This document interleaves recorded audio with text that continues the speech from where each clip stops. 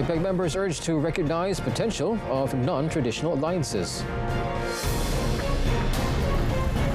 Bandar Teknologi Maju Perlis to begin phased operations by mid-2027.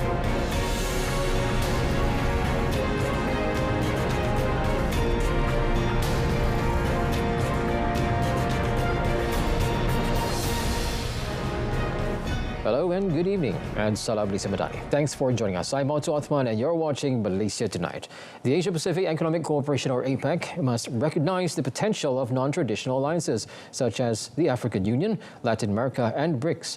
During his intervention at the APEC leaders' informal dialogue with guests in Lima, Peru, Prime Minister Datuk Seri Anwar Ibrahim told the regional forum, comprised of 21 member economies, that partnerships with ASEAN, the African Union and cross-border digital networks can redefine our global resilience. He said despite the fact that the world is living in an era of geopolitical uncertainty, it is still timely for APEC and BRICS to leverage their shared strengths to reshape economic power structures. This partnership can foster digital cooperation that reflects our values, creating alternatives to traditional models of development. Working in unison, APEC and BRICS have the opportunity to deliver an inclusive vision for economic growth that empowers communities across continents. Datuk Seri Anwar also said that these cross-regional partnerships would allow the APEC economies to harness the full strength of the collective innovation, amplifying support for those most in need. The decision by several international institutions to revise Malaysia's economic growth projections reflects their confidence in the country's prospects for the year. Now, Minister of Investment, Trade and Industry, MITI, Tengku Datuk Seri Zafrul Tengku Abdul Aziz, said this demonstrates the government's progress in meeting its set targets. In a video posted in social media, he said the World Bank revised Malaysia's growth forecast to 4.9% for 2024, up from 4.3% in April. Now, the International Monetary Fund, IMF, has raised its projection to 4.8% from 4.4%. Therefore, Malaysia's economy is on the right track, and MITI will continue to drive efforts to boost trade. MITI akan terus berusaha untuk meningkatkan perdagangan, untuk menarik pelaburan berkualiti bagi memastikan rakyat Malaysia menikmati lebih banyak peluang pekerjaan yang bergaji tinggi. Yesterday, Bank Negara Malaysia reported a 5.3% growth in the country's economy for the third quarter of 2024, driven by strong investment and a steady rise in exports. The Bandar Teknologi Maju Perlis project in Chuping, set to begin next year, is expected to create around 2,000 direct job opportunities in technology fields. Communications Minister Fahmi Fadil said the project, which cost a total of $11 billion, is expected to start operating in stages in mid-2027. This 600-acre project aims to enhance Malaysia's role in the digital economy, artificial intelligence, AI innovation and renewable energy in the ASEAN region and beyond. Ini merupakan satu pelaburan yang sangat strategik insya-Allah di Chuping, yang mana akan dibina prasarana bagi memuatkan sehingga 1.25 gigawatt data center AI. Ini adalah satu game changer dan saya hadir untuk menyaksikan dan memberi dukungan kepada usaha yang akan meletakkan Perlis di peta dunia data center, dan ada beberapa aspek yang akan dibincangkan selepas ini, termasuk kabel dasar laut ataupun submarine cable bagi memudahkan data center di Perlis. Fahmi said after the Memorandum of Understanding MOU signing ceremony between Siraj Capital and Skyvast Sendirian Berhad. The ceremony was also witnessed by the Raja Muda Perlis, Tuanku Syed Faizuddin Putra Jamalulail.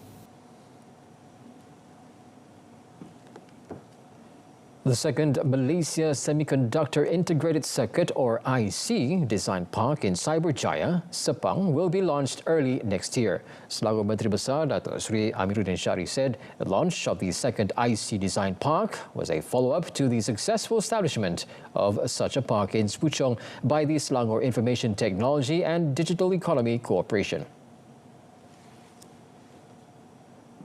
He added the initiative was the result of close cooperation between the state government and the federal government.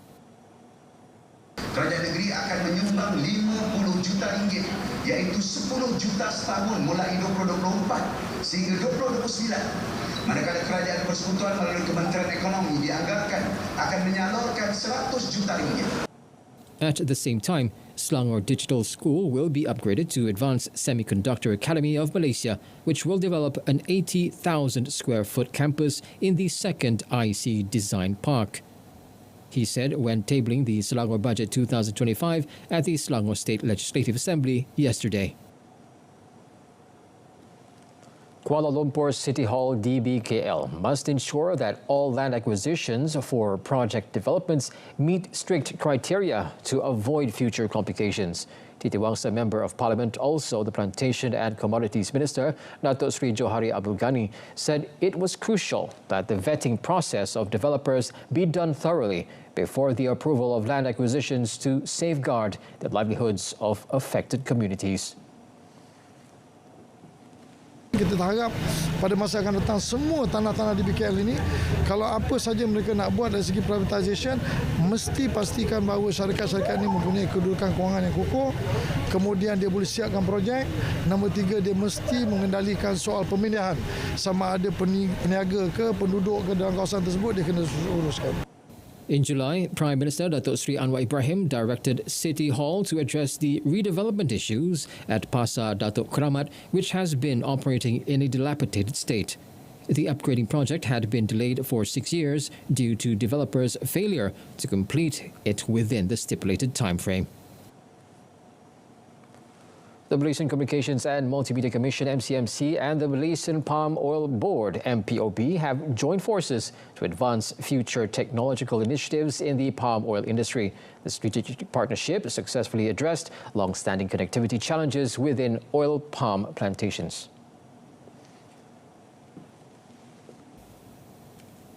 The Unveiling AgriNet OPC event reaffirmed the strategic collaboration between the two parties, which was formalized through the execution of a Memorandum of Understanding in February last year.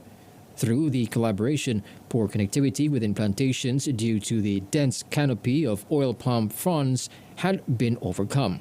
The advancements have enabled seamless communication and data transfer, which is expected to drive innovation and improve productivity within the industry.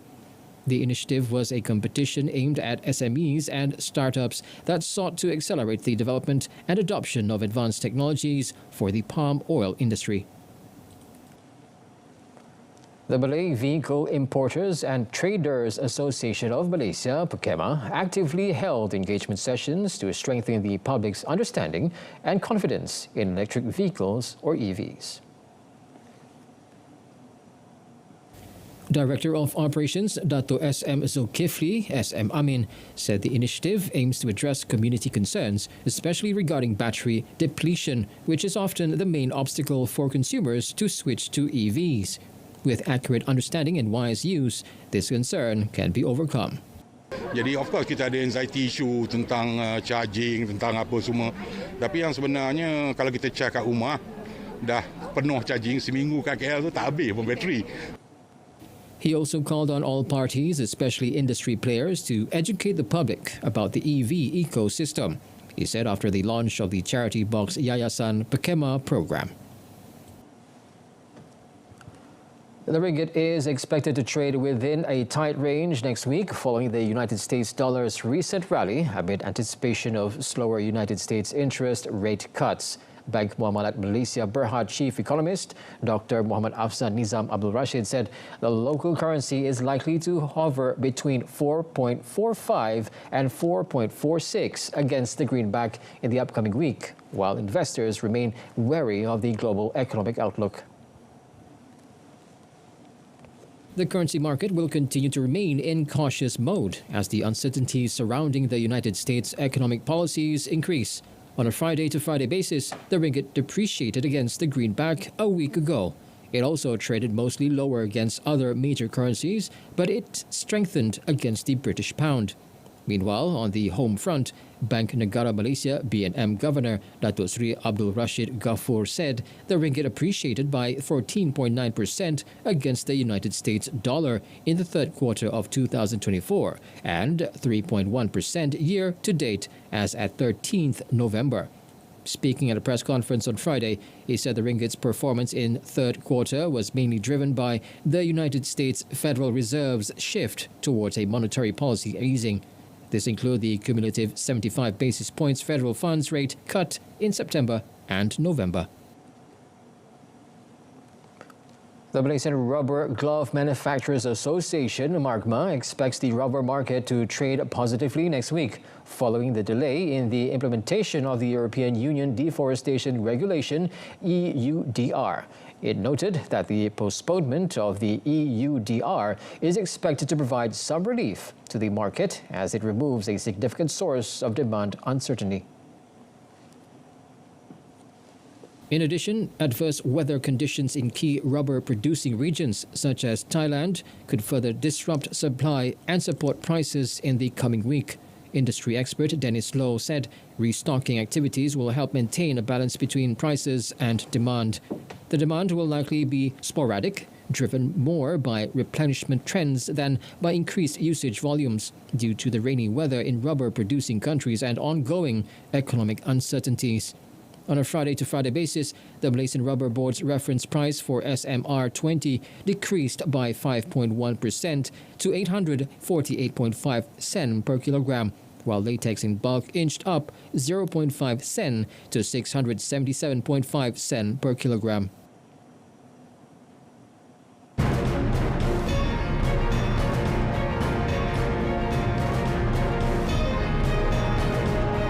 Coming up, Malaysia does not recognize dual citizenship.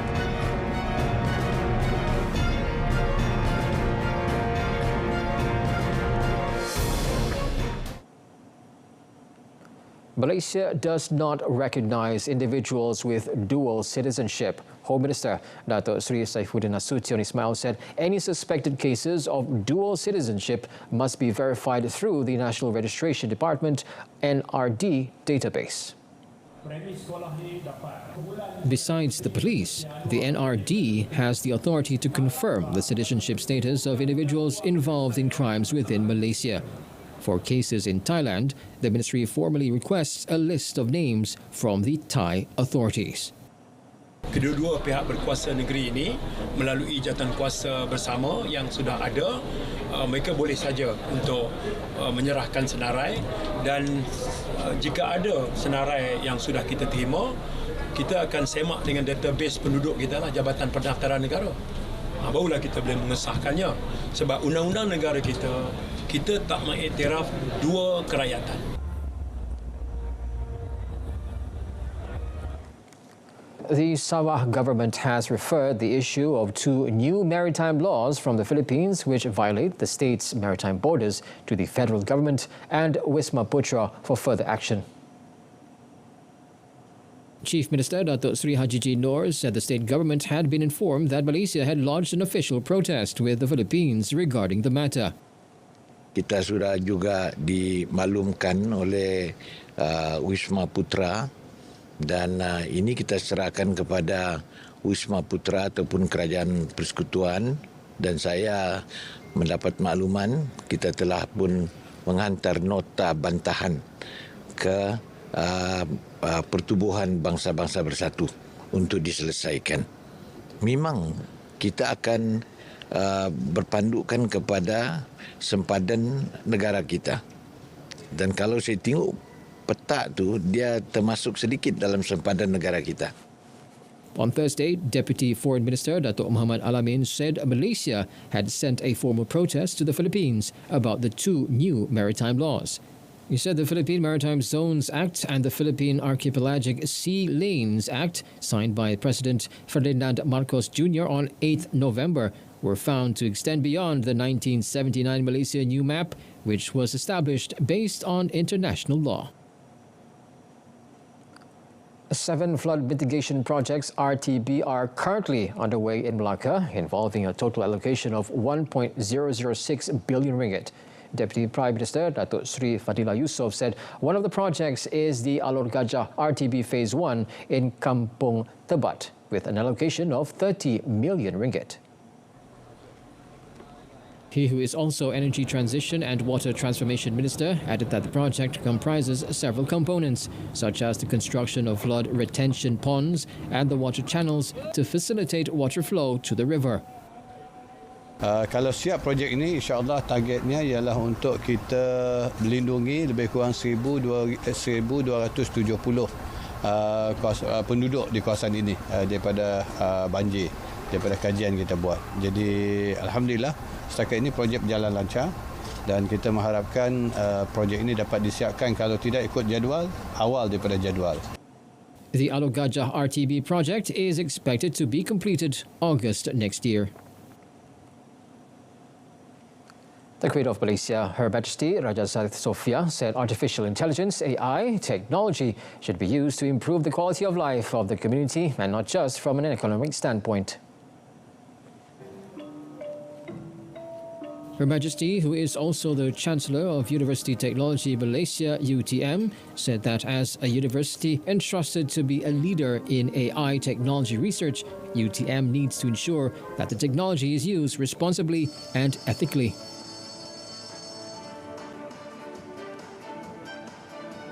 Kita sebagai masyarakat yang terpelajar mesti memainkan peranan dalam menangani kerosakan alam semula jadi. Ianya bermula dengan perubahan sikap dan rasa tanggungjawab untuk memelihara dunia kita ini untuk generasi yang akan datang.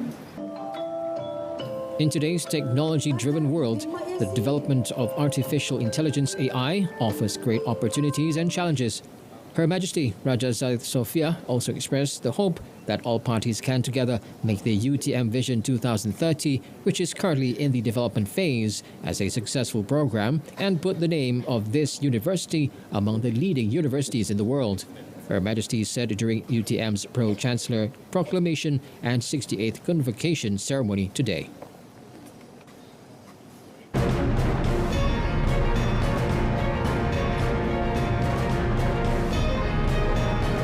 Up next, 10 newborns killed, 16 critical in India hospital fire.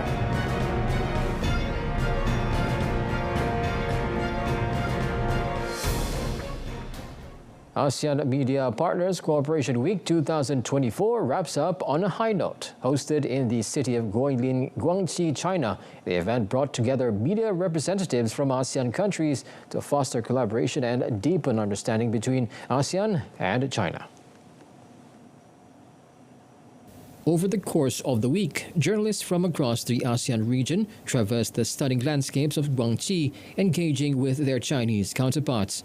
The shared experiences and cross-culture exchanges proved to be invaluable opportunities for professional growth and networking. Yang pasti saya sepertinya ingin lagi ya. Kalau ditawari mungkin datang lagi ke China, saya juga ingin lagi. Saya ingin berkunjung melihat mungkin kota lainnya selain kota Guilin.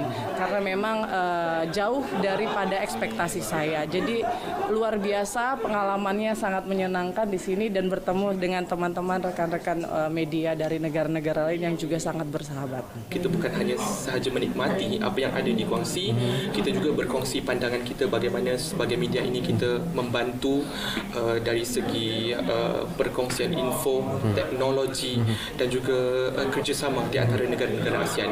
Dan yang istimewanya tahun ini 2024 menyaksikan sambutan ulang tahun ke-50 antara Malaysia dan China.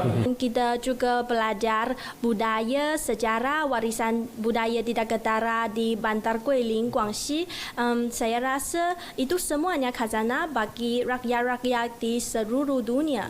Jadi sebagai seorang wartawan, saya rasa itulah tanggungjawab saya, kena mempromosikan, kena memperkenalkan warisan budaya di negara kepada semua orang, khususnya untuk rakyat Malaysia. I'm also very impressed by your speech that you say we have to focus on the storytelling technique, because that's the point of how we connect our story to the people, to the audience. So I think we should all learn from each other, learn from ASEAN media partners. We could learn from each other. Over 30 media professionals from 7 ASEAN countries attended the third edition of the program hosted by China Media Group. A fire at the neonatal unit of an Indian hospital killed 10 newborns, authorities said on Saturday, with another 16 clinging to life after a blaze blamed on a faulty oxygen machine. Building fires are common in India due to shoddy construction and a routine disregard for safety regulations. The fire broke out at about 10:30 p.m. local time on Friday at the Maharani Lakshmibai Medical College in Jhansi, south of the capital of New Delhi. Footage from the scene showed charred beds and walls inside the ward as a crowd of anguished families waited outside. Babies rescued from the fire, all only days old, were laid side by side on a bed elsewhere in the hospital as hospital staff hooked up their arms to intravenous strips. Uttar Pradesh Deputy Chief Minister Brajesh Pratak said 7 bodies have been identified so far. Another 16 infants who were rescued were undergoing medical treatment. Police Superintendent Gyanendra Kumar Singh said the fire likely started in a piece of machinery used to enrich the level of oxygen in the atmosphere.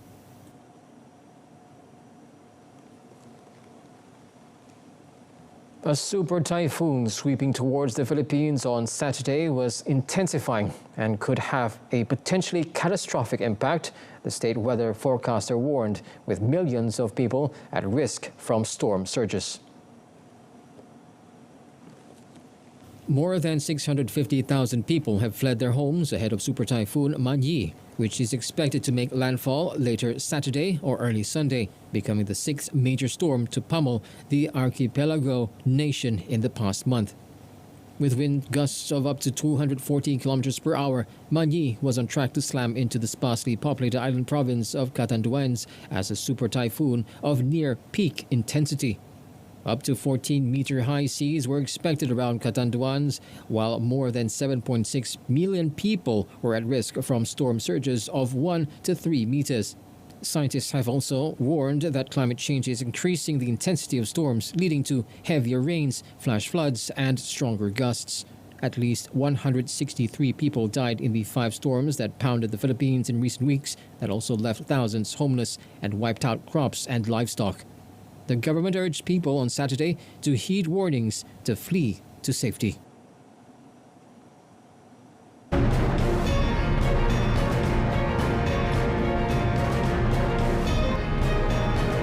Coming up in sports, Paul defeats Tyson by unanimous decision in low-energy fight.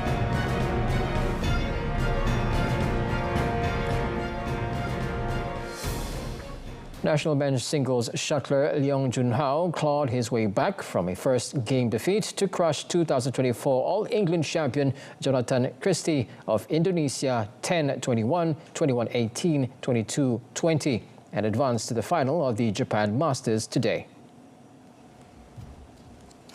World number 31, Junhao, however, had to toil for 77 minutes to overcome the 4th-seeded Indonesian at the Kumamoto Prefectural Gymnasium.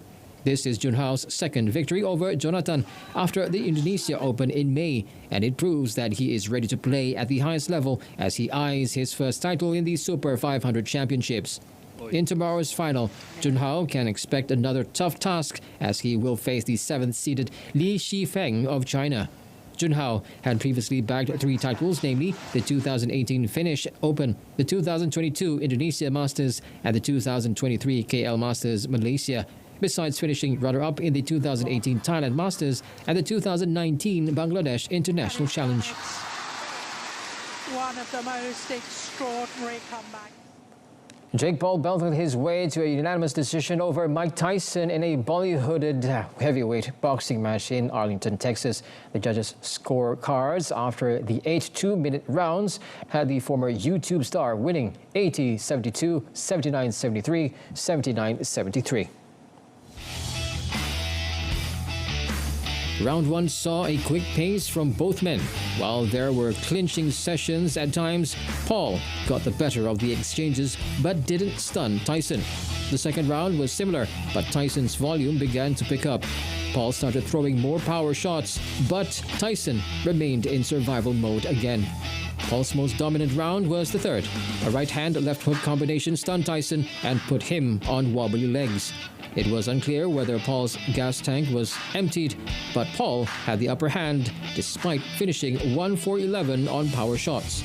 A pace slowed in the fourth round, but Paul kept the pressure on Tyson, who couldn't provide volume in return.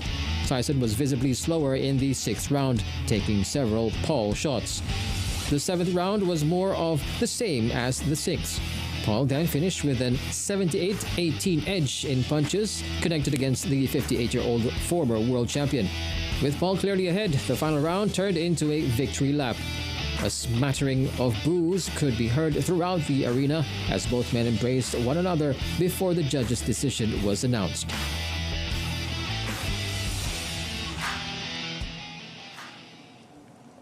Japan thrashed Indonesia 4-0 in Jakarta on Friday as Hajime Moriyasu's relentless side moved 7 points clear at the top of Group C of Asia's 2026 World Cup qualifiers and another step closer to an automatic final spot. Now, the result takes Japan to 13 points, 7 clear of Australia, Saudi Arabia and China, who are all on 6 points with Bahrain on 5 and Indonesia bottom with 3.